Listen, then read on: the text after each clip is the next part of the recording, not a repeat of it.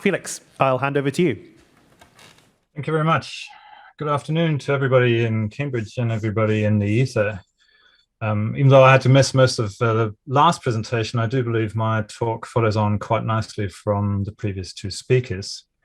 I too will be focusing specifically on the risk of larger volcanic eruptions, but I'll also try to make a broader point about how we may be raising the awareness and literacy about existential and cascading risks in society at large, and specifically in relation to decision makers. This crowd probably needs no reminder that the threat of cascading risks and existential risks are systematically underreported and underappreciated. But let me use this slide to highlight that what our leaders tend to highlight when they talk about the science of climate change, for instance, and its associated threats to society is historical context.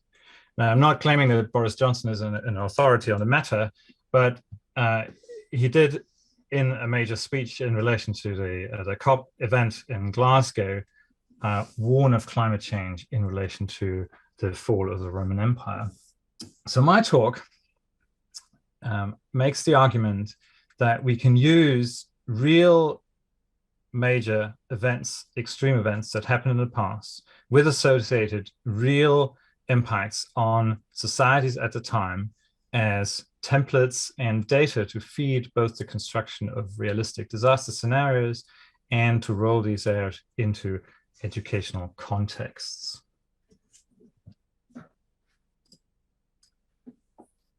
My focus specifically is a magnitude 6 volcanic event that occurred in the heart of Europe 13,000 years ago. At this point, Europe was admittedly sparsely occupied by foraging communities, and we're at the turn of the last ice age. We have used over the last 10 years this particular study to investigate in detail how this eruption and its associated ashfall have impacted regional and global climate, how the eruption itself has unfolded, how ash was deposited from Italy in the south to the northwest corner of Russia in the north, how it has impacted plants and animals, and how it has impacted contemporaneous social networks. And through this package, how it eventually impacted society at large. Unlike the previous eruptions under discussion, this was a moderately sized VAEI 6, magnitude 6 eruption. It was very intense. It lasted probably for more than a year, directly affecting with its ashfall an area upwards of 700,000 square kilometers. It cut Europe in half. Its ecosystem effects were both short, medium, and long term. It deposited a variety of harmful substances in the environment, increased dental wear in animals and humans, and led to widespread reorganization of movement and migration routes, which in a more contemporary setting would, as many volcanic eruptions do, translate into widespread displacement and migration. One key findings of our study is that the eruption alone probably would have had relatively limited societal consequences, but that its interaction with contemporaneous climatic change, in this particular case, cooling, the effects of the unforeseeable and surprising eruption event were severely amplified. So the effects of this particular event on societies at the time were a temporary abandonment of the near field environments, which were completely devastated. An area of around 1,500 square kilometers was covered in volcanic deposits between 1 meter and 60 meter thickness. The midfield area between 50 and 500 kilometers from the eruptive center, especially towards the northeast and what is today central Germany, became depopulated for centuries. And the populations that found themselves in the far field of the eruptions, upwards of 500 kilometers distance, became isolated and so disconnected from the wider population with attendant effects.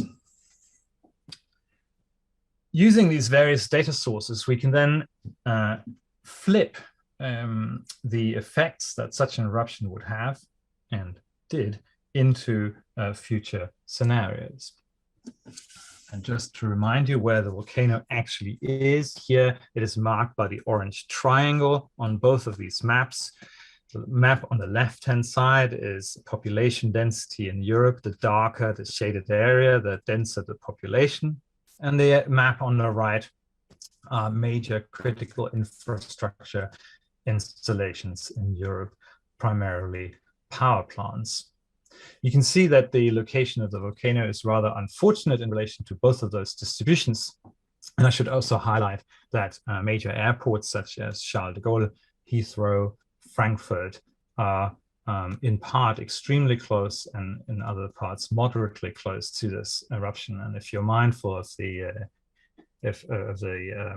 disruption that the 2010 Icelandic eruptions caused to European air travel, this kind of eruption would lead to closure of European airspace for months at a time, requiring a relocation of a variety of travel and logistics routes.